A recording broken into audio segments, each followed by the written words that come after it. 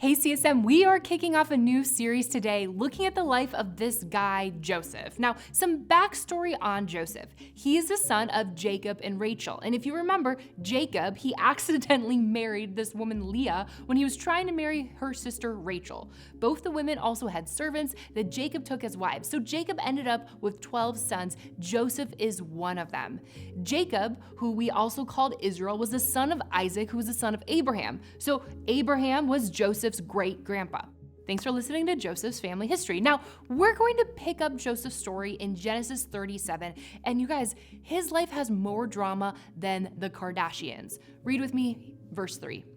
Now Jacob loved Joseph more than any of his other sons because he had been born to him in his old age, and he made an ornate robe for him. When his brothers saw that their father loved him more than any of them, they hated him and could not speak a kind word to him.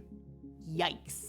Can we agree that parents probably should never make it evident who their favorite child is? Like, this is some bad parenting. You see, I have a dog and a cat, and I love them differently because they're different. But like, even that, I try to tell them, I love you guys equal. Like, if I pet one, I'm like, oh, okay, I gotta go pet the other one. So honestly, if I can do that with my dog and cat, Jacob is not thriving as a father. It makes a ton of sense to me why his siblings hated him. You see, Joseph then tells his brothers that he has a dream. And literally verse 5 says they hated him all the more. Because in this dream, he says that his brothers will be bowing down to him, like worshiping him, implying that he would rule over them. And this built hatred and jealousy in their hearts. So I have one older brother and then one younger sister. Here's a picture of us. And they're cool. But like, if one of them said they were going to rule over me and that I would have to bow down before them, that's not happening. Again, I feel for Joseph's siblings here. Was there no other way Joseph could have shared these dreams with his brothers?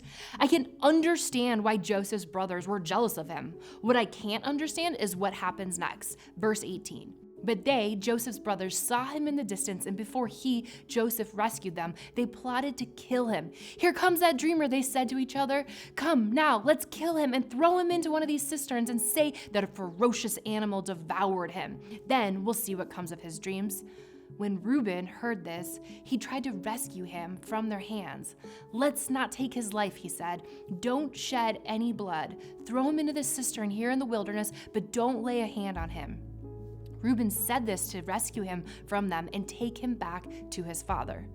So when Joseph came to his brothers, they stripped him of his robe, the ornate robe that he was wearing, and they took him and threw him into the cistern. The cistern was empty and there was no water in it. As they sat down to eat their meal, they looked up and saw a caravan of Ishmaelites coming from Gilead. Their camels were loaded with spices and balm and myrrh, and they were on their way to take them down to Egypt. Judah said to his brothers, "What will we gain if we kill our brother and cover up his blood? Come, let's sell him to the Ishmaelites and not lay our hands on him. After all, he is our brother, our own flesh and blood." His brothers agreed. So when the Midianite merchants came by, his brothers pulled Joseph up out of the cistern and sold him for 20 shekels of silver to the Ishmaelites, who took him to Egypt. Can you believe this?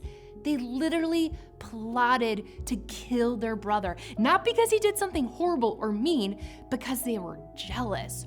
Holy cow. What is the worst thing that you have done when you were jealous? You see, jealousy brings out this horrible part of who we are. It makes us feel like we are less than or not good enough. By comparing myself with this other person, I can declare my worth and value over that person's worth and value. But when we play a comparative game with other people, we're never going to win.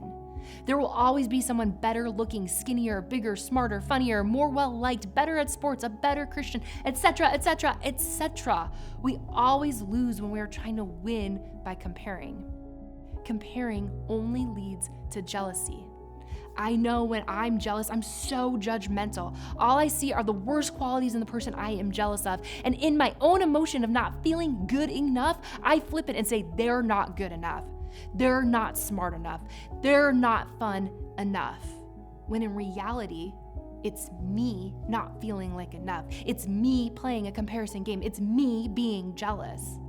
Jealousy brings out the worst sides of us, the sides of us that have no place in the kingdom of God, have no place in following Jesus. I understand why Joseph's brothers were jealous. I'm such an imperfect person. Know that if I would be in their shoes, I would have been jealous too. I understand the emotion.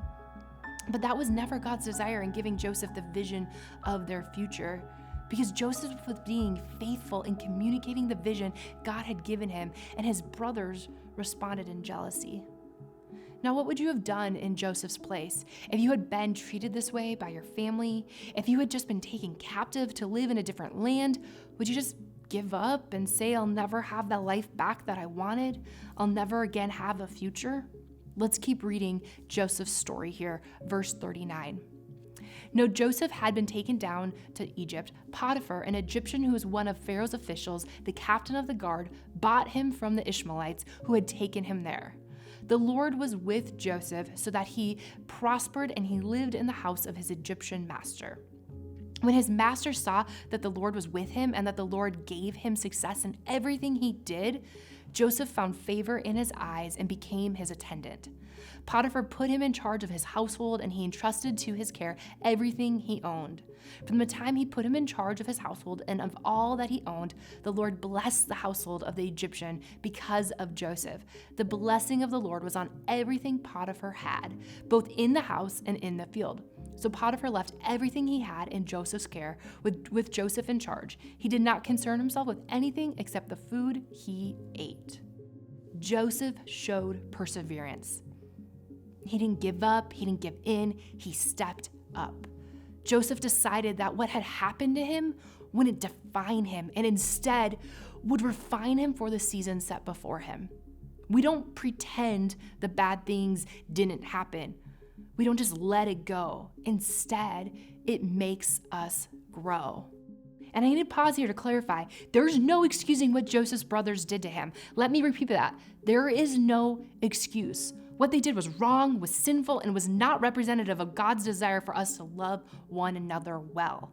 When someone is hurting you physically, emotionally, or spiritually, we do not excuse that behavior and say it's time to grow from it. There are and there should be consequences and punishments when someone has caused trauma and abuse to another person. It is not of God. It is evil. It is wrong. If you are in a situation where you feel unsafe and feel hurt by someone, please tell a trusted adult who can help you. Because hard things happen in our lives. Maybe it's not as extreme as what Joseph went through, but people hurt us. The world can hurt us, intentional, unintentional, it happens. So how do you respond when people hurt you? How do you respond when you are in trials and hardships and pain and suffering? How do you respond when bad things happen in your life? Do you just stay positive? Because I think the fact that we need that to be like our initial response is bad. That response is a lie. There's just stay positive. There's actually a name for it. It's called toxic positivity. And it's this idea we shouldn't acknowledge our pain and challenges and just be positive. But there's a reason Jesus wept when his friend died. Despite knowing that he was going to bring him back from the dead, Jesus still wept, because sadness and grief are real emotions that don't need to be ignored or suppressed. As my husband and I have been on a journey of infertility and not being able to have kids, we've had friends and family members say, just stay positive, have hope, it could still happen. And yes, it could still happen. I believe in miracles and I've seen them happen in my life. And I also believe in doctors and being realistic when a doctor tells you you won't be able to naturally get pregnant. And the people in my life that just want me to be optimistic and positive hurt the fact that I'm walking in a season of grief and deep sadness and loss of expectations that I had. We need to acknowledge the negative emotions that come from the hard things in our life. The first step in our response is being honest about how we feel. I feel sad and hurt and lonely and frustrated and angry. Whatever that first response is when something bad or hard happens in your life, you acknowledge it. This happened, and this is how I feel. You process that emotion and response. But we can't stay in only that emotion either. Your painful emotions can be acknowledged with one hand, and then on the other side, still hold on to the hope and peace and truth of the goodness of God. I am sad that this is happening or has happened in my life, and I know that God is good and faithful. While I don't know how this ends, I trust that the end is controlled by God, not by me. The way you respond to your pain, your brokenness, your hurt, it matters. Joseph decided that what had happened to him wouldn't define him and instead would refine him for the season that God had set before him. Because we don't pretend the bad things didn't happen. We don't just let it go. Instead, these trials and hardships create in us who we are becoming. Because how we respond is who we become. In the 2022 movie, The Batman says this: "Our scars can destroy us even after the physical wounds have healed, but if we survive them, they can transform us. They can give us the power to endure and the strength to fight."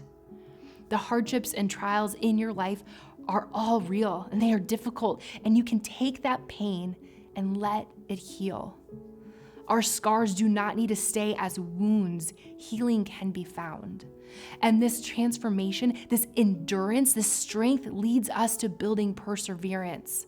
Perseverance is the persistence in doing something despite difficulty or delay in achieving success. Joseph learned the value of perseverance and how he lived his life. Joseph had to let go of any resentment he had from the pain with his family to be able to grow. This way is harder. Holding on to bitterness, holding on to pain, holding on to hurt, that's the easy way. That's the way the world says we can respond and then get even for it. But Jesus has called for us to love our enemies and pray for those who persecute us. This grows perseverance when we do the difficult thing, when we don't give in or give up. Because at the end of Joseph's life and journey, he stood before his brothers and he said, "You intended to harm me, but God intended it for good to accomplish what is now being done, the saving of many lives." How is God using the harm and hurt in your life for good? For your good or for the good of others, for the growth and commitment to learning persistence, for the person he has you becoming. The world and people around you might intend these things for evil, but God intends it for good, to build your perseverance. Because how we respond is who we become. Thanks, CSM.